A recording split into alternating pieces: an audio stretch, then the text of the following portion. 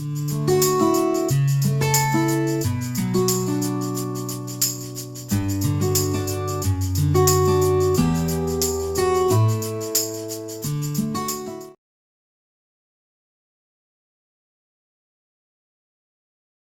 good morning one and all. Myself Rambabu, Associate Professor in the Department of Computer Science and Engineering.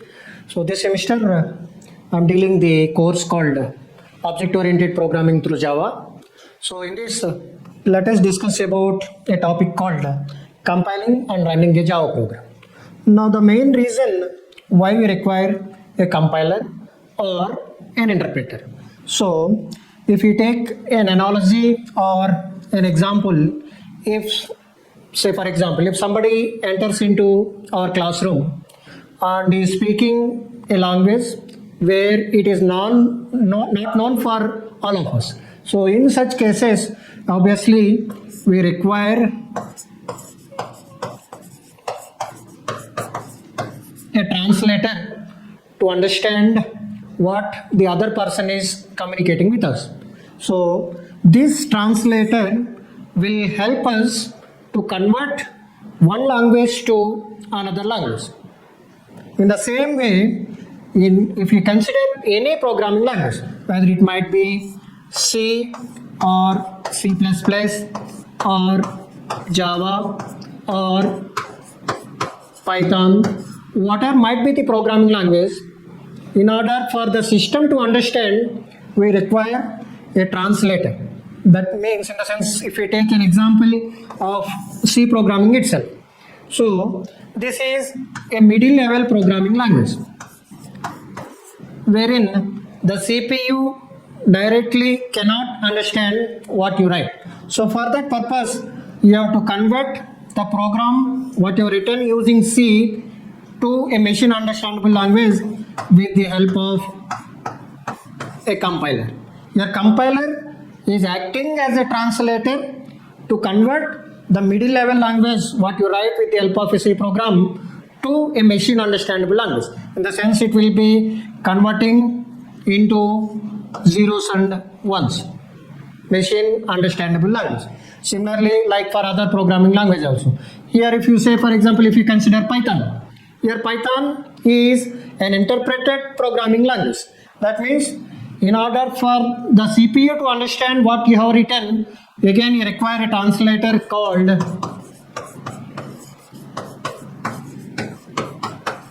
interpreter. So either you require a compiler or you require an interpreter which acts as a translator to convert one form of the language into machine understandable language.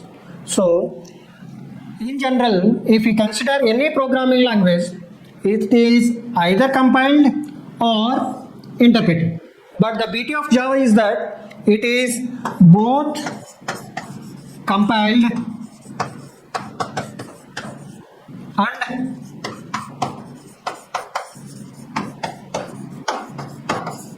interpreted. So this is one of the features of Java.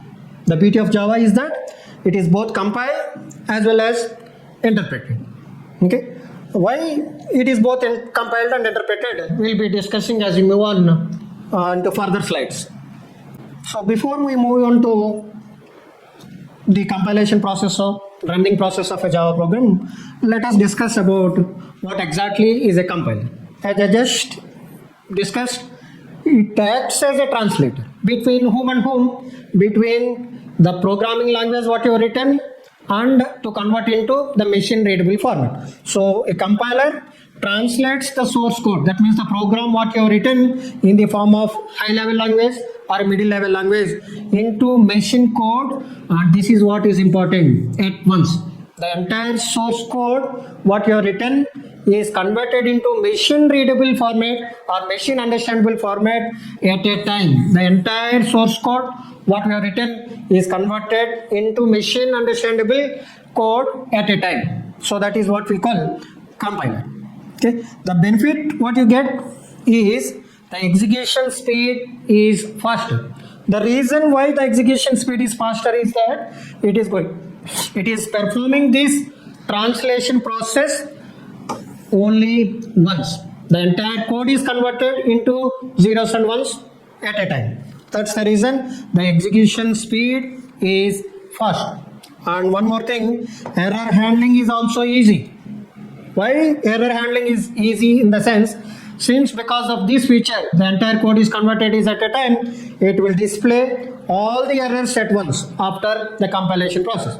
What type of errors you might find at the time of compilation process? All the syntactical related errors will be displayed when you are compiling any program. All the syntactical errors. The meaning of these syntactical errors is nothing but, if you consider the general English language, if you do not follow the grammar for constructing a sentence, obviously there is no meaning for this sentence. Similarly, when you write any statement in a programming language, those statements must follow the syntax rules and the semantic rules that have been defined for that programming language. Then when we talk about the other type of translator, the second type of translator is called interpreter. This is also acting as a translator wherein it converts the given source code, the source code written by the programmer, into machine understandable language, but not entire source code at a time, but it will convert the source code line by line.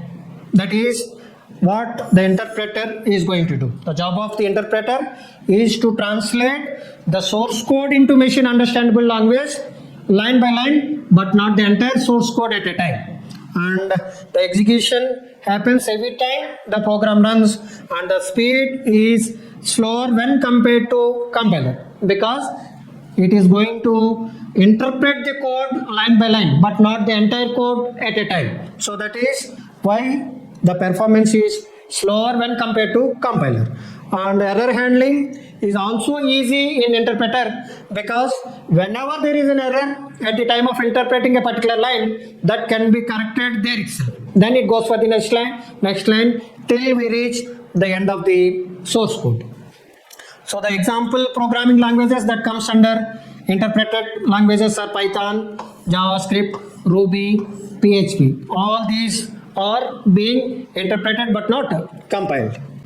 Then, as I just discussed, the beauty of Java is that it is both compiled as well as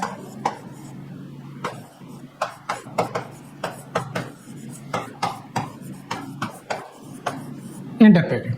The reason why it is both compiled and interpreted, in the sense, when you observe this diagram, now imagine one developer is going to write the source code in Java. Now, as we have discussed in our previous classes, that every Java program what you write will have an extension .java, and the name of the program will be the name of the class what you write in your program. So since in this diagram, if you observe here, the name of the class is test, and hence the file name should be test, and the extension of the program should be having .java. Then this is what we call the source file, what the developer or the programmer has written. So for the time being, you consider this is a source file, and which is having a name test.java. Now in order to translate this source code into machine understandable language, first you have to compile this source code. Now when you compile this source code with the help of a compiler called JavaC, there is a compiler called JavaC, stands for Java compiler, which will translate this source code not into machine understandable, but it is understandable by a machine called virtual machine. In short, we call it as JVM, stands for Java Virtual Machine, wherein this .java file, once it is compiled with the help of JavaC, then this Java compiler will convert this .java file into .class file, After successful compilation, this .java file test.java is now being converted into test.class file. Now what does this test.class file contain? This test.class file will contain bytecode, where this bytecode is not directly understood by your CPU, but for whom it is being understandable. It is understood for a machine called Java Virtual Machine. That's the reason there is one more feature called platform independent. Because of this .class file, we can achieve one of the features of Java called platform independent. What do you mean by this platform independent? Irrespective of the operating system on what you have written your source code, this .class file that has been generated by the Java compiler can be carried on to any platform. That is the reason why we call Java is platform independent. So this .class file which has been generated by the Java compiler can be carried on to any operating system provided that it is installed with a virtual machine. Okay, until now this compilation process is completed. Then since it is not directly understood by CPU, this bytecode now has to be interpreted. The bytecode that has been generated by the Java compiler now has to be interpreted. Who is going to interpret this bytecode? This bytecode is now being interpreted by a component called JVM, which is present in your runtime system. So this runtime system, which is called the virtual machine, is going to interpret the bytecode, and after interpretation, the bytecode, which is nothing but present in the .class file, is now converted into the machine understandable language called zeros and ones. That is why we say Java is both compiled and interpreted. I repeat, let me clear the screen. The developer writes the source code and stores the source code in a file called test.java, because the name of the class is test, so the file name should be test and should have an extension .java. So once the source code has been written and stored in test.java, now this .java file needs to be compiled. So the job of this Java compiler is going to compile the source code what you have written, and it is going to generate bytecode. Where this bytecode is stored?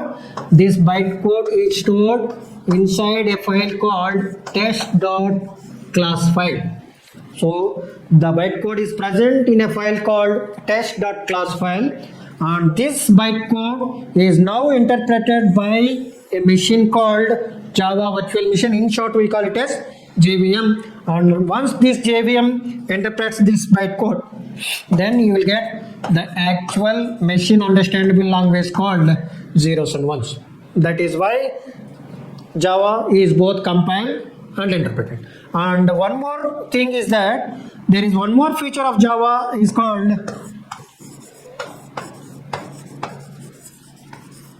high performance. Why high performance is achieved even it is compiled and interpreted? Okay. In general, as we have discussed, any programming language, it is either compiled or interpreted. But now I am saying Java is both compiled as well as interpreted. When both are being done, how do you achieve this feature, high performance? Actually, there should not be high performance when both of them are being done, when it is being compiled as well as interpreted. But even then, Java has a feature called high performance. Why you achieve this high performance? The reason is that you have one more component called JIT, which is a part of JVM, and this JIT, it is a compiler, stands for just-in-time compiler. JIT stands for just-in-time compiler. Because of this component, we are having or we are achieving a feature called high performance in Java. How do you achieve high performance? With the help of this just-in-time compiler. Now, as I discussed just now, this JVM is going to interpret the bytecode that has been generated by the Java compiler. Then, as and when there is a common piece of bytecode which needs to be executed many number of times.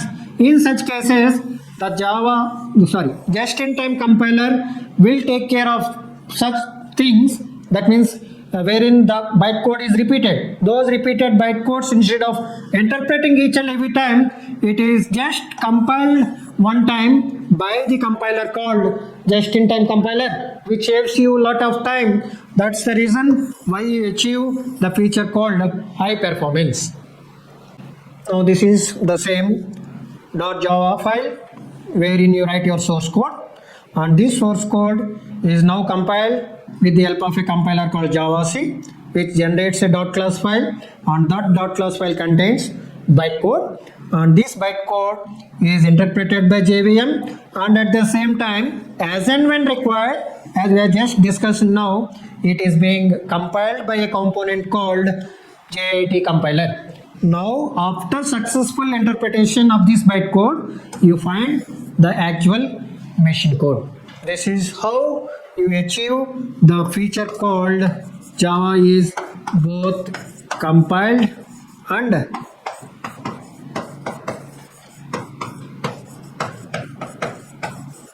interpreted. Right? So with this, let us conclude for the today's class. In the next class, we'll be discussing about, we'll take an example program and let me show you how to compile a Java program and how to interpret a Java program with a hands-on experience. Thank you.